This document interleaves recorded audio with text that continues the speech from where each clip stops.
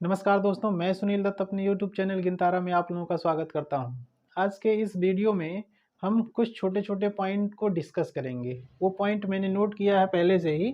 इसमें से पहला पॉइंट है अपवर्त्य यानी मल्टीपल्स। दूसरा पॉइंट है अपवर्तक यानी फैक्टर या इसी को रिफ्रैक्टिव भी कहा जाता है। तीसरा पॉइंट गुणनखंड, इसको फैक्टराइजेशन या फैक्टर। ये दोनों चीज़ें अलग अलग हैं, इसके बारे में भी हम आगे डिस्कस करेंगे। और लास्ट पॉइंट है अभाज्य गुणनखंड कैसे किया जाता है। तो एक एक करके इनके बारे में हम बात करेंगे। तो सबसे पहला पॉइंट है अपवर्त्य यानी मल्टीपल्स क्या होते हैं। तो सबसे पहले इसका डेफिनेशन देख लेते हैं। जब किसी संख्या में किसी प्राकृतिक संख्या यानी नेचुरल नंबर से गुणा किया जाता है तो प्राप्त गुणनफल दी गई संख्या की अपवर्त्य या गुणज कहलाती है, अथवा दो या दो से अधिक संख्याओं का गुणनफल उन संख्याओं का अपवर्त्य कहलाता है। अब इसको हम उदाहरण की सहायता से समझने का प्रयास करेंगे। जैसे एक एग्जाम्पल ले लेते हैं, कोई भी मान लीजिए पहली संख्या हम ले लिए 2। अब 2 का अपवर्त्य यदि देखा जाए तो क्या हो सकता है। जैसा कि बताया गया कि किसी प्राकृतिक संख्या से गुणा किया जाए। तो अब प्राकृतिक संख्याओं के बारे में जान लीजिए।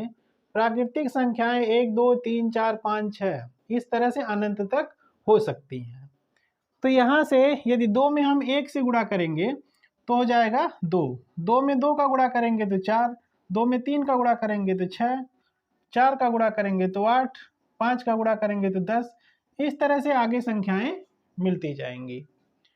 तो यहाँ से हम देख रहे हैं कि जो पहली अपवर्त्य है 2 की, वो खुद यही संख्या है और लास्ट वाले की तो कोई निश्चित ही वैल्यू नहीं है, कोई भी मान हो सकता है क्योंकि वो अनंत तक जा सकता है। लास्ट के बारे में हम निश्चित नहीं कर सकते हैं कि अंतिम अपवर्त्य कौन सी होगी। पहले के बारे में हम बता सकते हैं कि ये 2 है, लेकिन अंतिम वाले के बारे में नहीं बता पाएंगे, क्योंकि जैसे जैसे संख्याओं का गुणा करते जाएंगे वैसे वैसे आगे हमको मिलता जाएगा। तो अंतिम संख्या निर्धारित नहीं है यहाँ पे। अब दूसरा कोई एग्जांपल ले लेते हैं। जैसे मान लिया जाए 5 ले लिया गया, तो 5 का अपवर्त्य अगर जो देखा जाए तो पहला अपवर्त्य 5 ही होगा, दूसरा 10 होगा, 5 दूनी 10, फिर 5 तियां 15, फिर 5 चौके 20, 5 पच्चे 25, फिर इस तरह से आगे मिलता जाएगा अनंत तक। तो यहाँ से भी हम देख रहे हैं कि इस 5 का जो सबसे पहला यानी सबसे छोटा अपवर्त्य है वो 5 ही है और सबसे अंतिम वाला निर्धारित नहीं है। तो यहाँ से 5 के अपवर्त्य 5, 10, 15, 20, 25 इस तरह से मिलते चले जाएंगे। अब थोड़ा सा और हम डिटेल में जाने का प्रयास करेंगे। ये संख्याएं जो हैं कोई जरूरी नहीं है कि ये पूर्ण संख्याएं ही हों। ये दशमलव वाली संख्या भी हो सकती है, भिन्न वाली संख्या भी हो सकती है, बीजगणितीय व्यंजक हो सकता है। जैसे अगर जो हम यक्ष की बात करें तो यक्ष का अपवर्त्य क्या हो सकता है। जैसा कि परिभाषा में लिखा गया है कि किसी प्राकृतिक संख्या से गुणा किया जाए।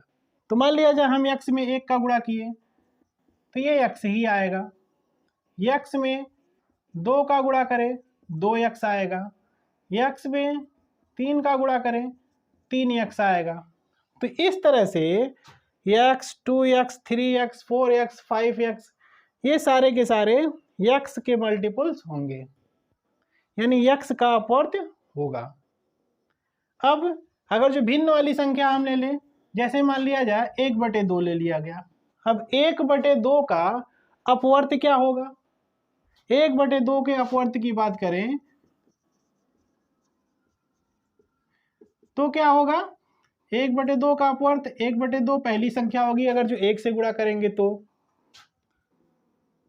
ये हो जाएगा 1/2।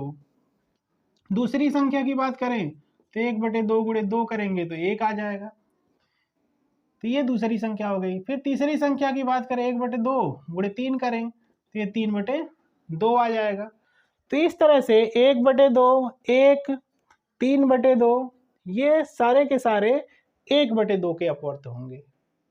दशमलव वाली संख्या कोई ले लेते हैं। मान लिया जाए 0.2 ले लिया गया। अब 0.2 का अपवर्त अगर जो पूछा जा रहा है तो इसके अपवर्त क्या क्या हो सकते हैं। 0.2 में यदि आप 1 से गुणा करेंगे तो 0.2 आएगा। 0.2 में गुणा करेंगे 2 का तो आएगा 0.4। इसी तरह से 0.2 में 3 का गुणा करेंगे तो 0.6। तो इस तरह से जो संख्याएं मिल रही हैं 0.2, 0.4, 0.6, ये सारी की सारी संख्याएं इस 0.2 की मल्टीपल्स हैं।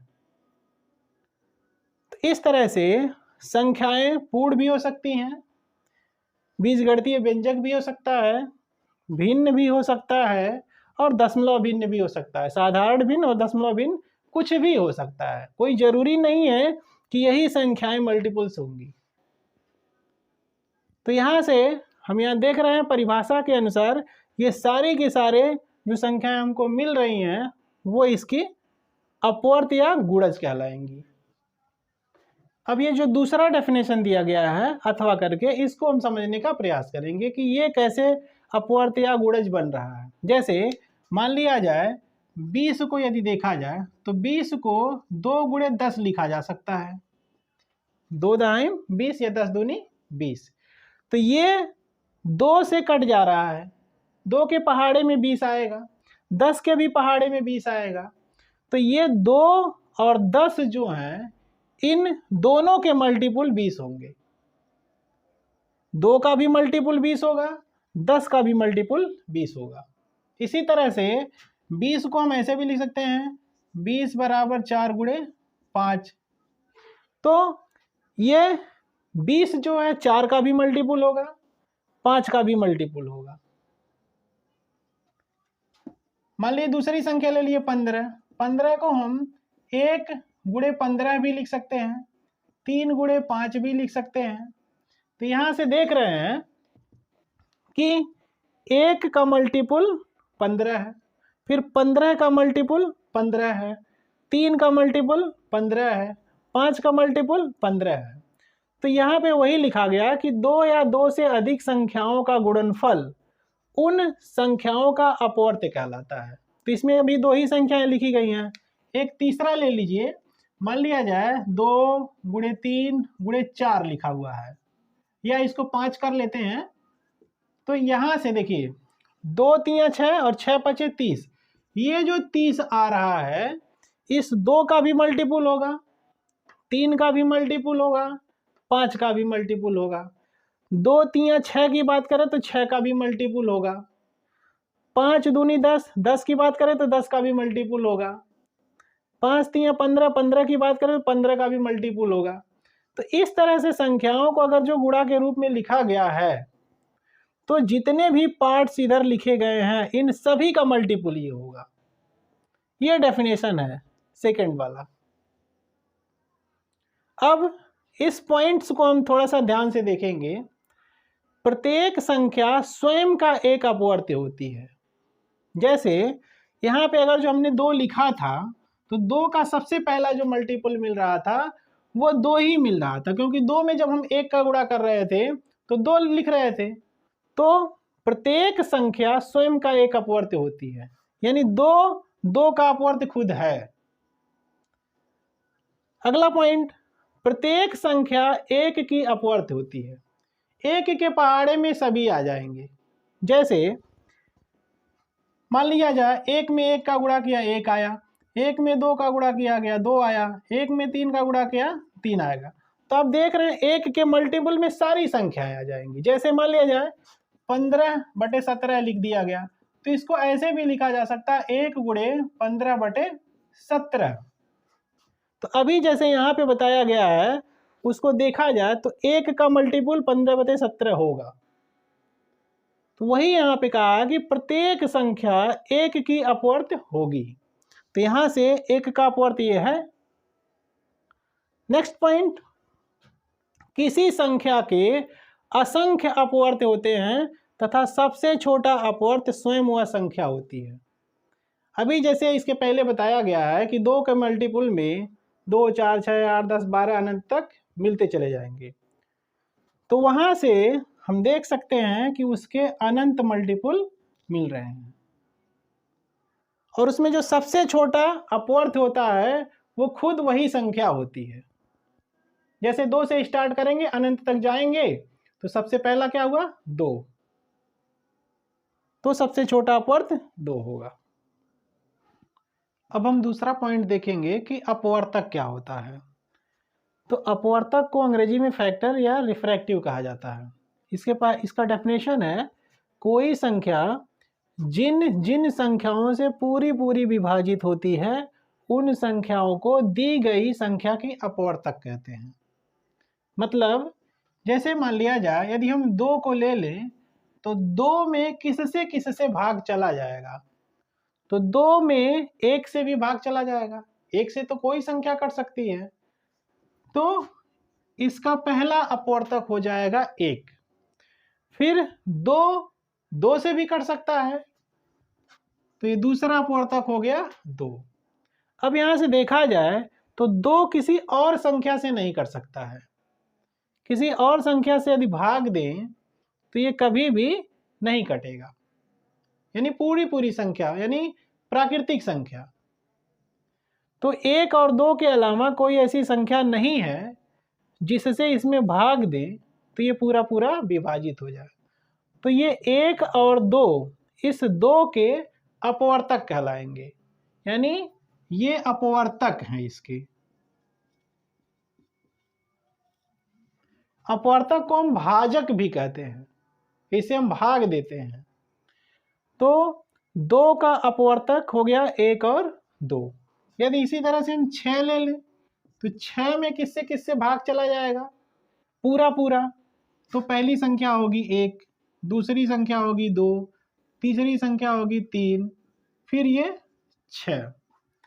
तो 1 से भी ये कट जाएगा पूरा पूरा, 2 से भी कट जाएगा, 3 से भी कट जाएगा और 6 से भी कट जाएगा। तो ये सारे इसके अपवर्तक हो जाएंगे, यानी इन सभी संख्याओं से इसमें पूरा पूरा भाग चला जाएगा, इसलिए हम इसको 6 का अपवर्तक कहेंगे। 1 भी, 2 भी, 3 भी, 6 भी, ये चारों संख्याएं इस 6 के अपवर्तक हैं। कोई बड़ी संख्या ले लेते हैं, जैसे मान लिया जाए 15 ले लिया, तो 15 किस किस संख्या से कट सकता है, पूर्णांक की बात हो रही है, यानी प्राकृतिक संख्या। अगर जो देखा जाए तो 1 से भी कटेगा, 3 से भी कटेगा, फिर उसके बाद 5 से कटेगा, फिर 15 से कटेगा। तो 1 से भाग चला जाएगा, 3 से भी चला जाएगा, 5 से भी चला जाएगा, 15 से भी। इसके अलावा कोई और संख्या नहीं हो सकती। तो ये सारी की सारी संख्याएं इस 15 की अपवर्तक कहलाएंगी। इस पॉइंट को अब ध्यान में देखेंगे, एक प्रत्येक संख्या की अपवर्तक होती है। तो यहां से आप देख रहे हैं मैंने 3 संख्याओं को लिया है, 2, 6 और 15। तो इसमें सबसे पहला अपवर्तक 1 ही मिल रहा है सब में। कोई भी संख्या आप लेंगे तो उस 1 से सभी संख्याओं में भाग चला जाएगा। तो हम ये कह सकते हैं कि एक प्रत्येक संख्या की अपवर्तक होती है। दूसरा पॉइंट, प्रत्येक संख्या स्वयं की अपवर्तक होती है। तो आप यहां से देख रहे हैं 2 के अपवर्तक की बात करें तो 1 और 2 आ रहा लास्ट में। फिर 6 की अपवर्तक की बात करें तो इसमें भी लास्ट में 6 आ रहा है। 15 की अपवर्तक की बात करें तो इसमें भी 15 आ रहा है। तो प्रत्येक संख्या स्वयं की अपवर्तक होती है, यानी 15 का अपवर्तक 15 हो सकता है और वो सबसे बड़ी संख्या होगी। अपवर्त में बड़ी संख्या निर्धारित नहीं की जा सकती है, लेकिन अपवर्तक में सबसे बड़ी जो अपवर्तक होगी वो खुद वही संख्या होगी और जो सबसे छोटी अपवर्तक संख्या होगी वो 1 होगी। अब हम अगला पॉइंट देखेंगे कि गुणनखंड क्या होता है। तो गुणनखंड को अंग्रेजी में फैक्टराइजेशन कहते हैं, यानी ये एक प्रक्रिया है। जब प्रक्रिया को अपनाया जाएगा तो उस केस में फैक्टराइजेशन कहेंगे। यदि पार्ट की बात की जाएगी तो वहां पे हम फैक्टर कहेंगे। अभी आगे स्पष्ट हो जाएगा। अब इसका डेफिनेशन यदि देखें तो किसी संख्या को अन्य संख्याओं के गुणनफल के रूप में तोड़ने की प्रक्रिया को गुणनखंड कहते हैं। जैसे मान लिया जाए एक संख्या हमने ले लिया 12 और 12 को लिख रहे हैं 1 गुणे 12। तो इस 12 को 1 और 12 के गुणा के रूप में हम इसको व्यक्त कर रहे हैं। ये 12 क्या है? इन दोनों का गुणनफल है। इस 12 को दो पार्ट में तोड़ दिया गया है, 1 गुणे 12। तो 1 और 12 ये दोनों गुणनखंड कहलाएंगे। ये 12 के दोनों गुणनखंड हो जाएंगे।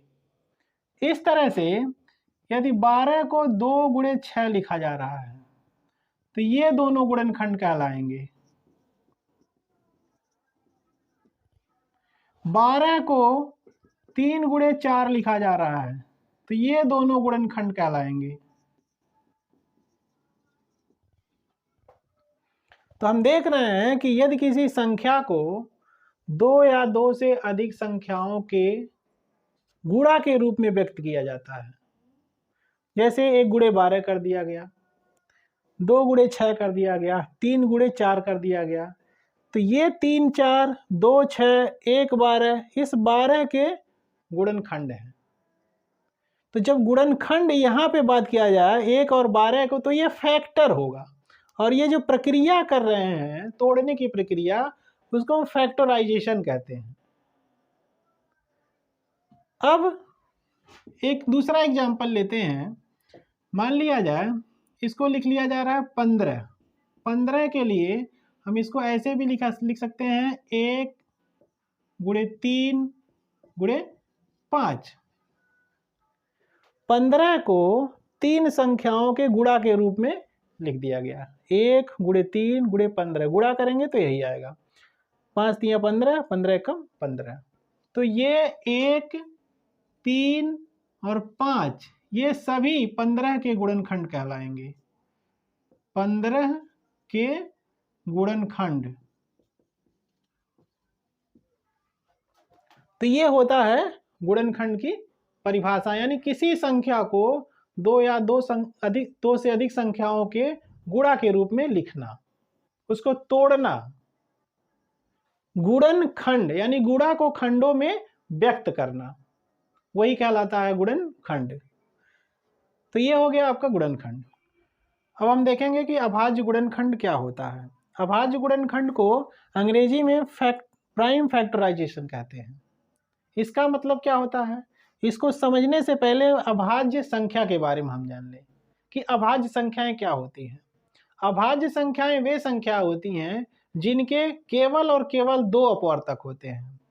एक तो पहली संख्या 1 होनी चाहिए उसका अपवर्तक, क्योंकि 1 तो किसी भी संख्या का अपवर्तक होता है। दूसरा, खुद वो संख्या होनी चाहिए स्वयं। पहली संख्या 1 होनी चाहिए और वो खुद होना चाहिए। यदि किसी संख्या के केवल और केवल 2 अपवर्तक हैं तो वे संख्याएं अभाज्य संख्याएं कहलाती हैं। जैसे हम 2 ले लें तो 2 का अपवर्तक 1 होगा और 2 होगा, तो ये हो जाएगी अभाज्य संख्या। 3 ले लें तो 3 का अपवर्तक 1 और 3, इसके अलावा और कुछ नहीं हो सकता है। 5 ले लें तो इसका अपवर्तक 1 और 5 होगा। 7 ले लें तो इसका अपवर्तक 1 और 7 होगा। 11 ले लें, इसका अपवर्तक 1 और 11 होगा। तो इस तरह से हम देख रहे हैं कि इन सभी संख्याओं के अपवर्तकों की संख्या 2 ही है। एक तो एक है, सभी में 1 आ रहा है, और दूसरी वो खुद वही संख्या है। 3 है 3 है, 5 है 5 है, 7 है 7 है, 11 है 11 है।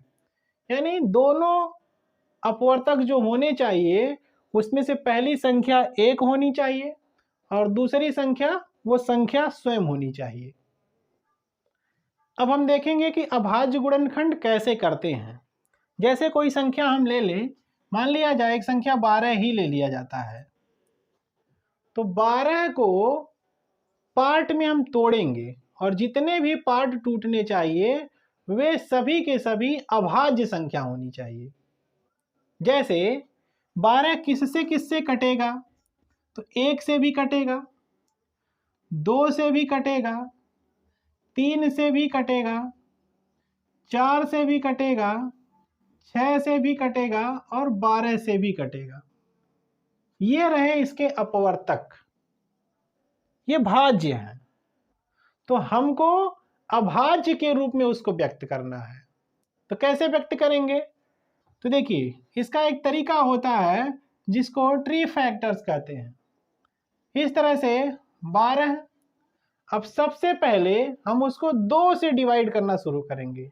तो हम 2 से जब डिवाइड करेंगे तो इसमें पहली संख्या हो गई 2। यदि 2 से हम इसको डिवाइड करेंगे तो ये आएगा 6।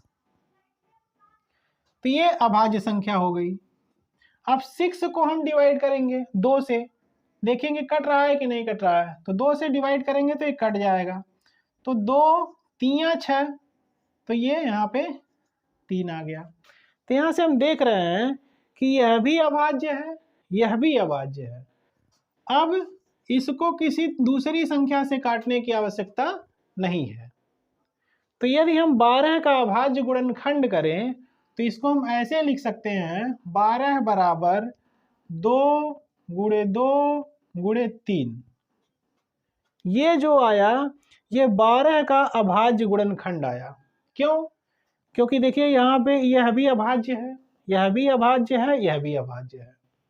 तो यदि अभाज्य संख्याओं के गुणा के रूप में लिखा गया है तो उसको हम अभाज्य गुणनखंड कहेंगे। जैसे 12 का ये इतना हो गया। अब यदि हम दूसरा एग्जाम्पल लेते हैं, मान लिया जाए 15 ले लिया गया, तो 15 2 से नहीं कटेगा, तो 2 से नहीं काटेंगे, आगे बढ़ेंगे।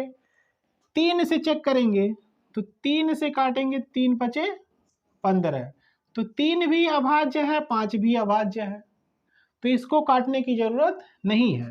तो यहाँ से हम लिख सकते हैं 15 बराबर 3 गुणे 5। ये 3 गुणे 5 15 का अभाज्य गुणनखंड है, क्योंकि इसमें दोनों संख्याएं अभाज्य हैं।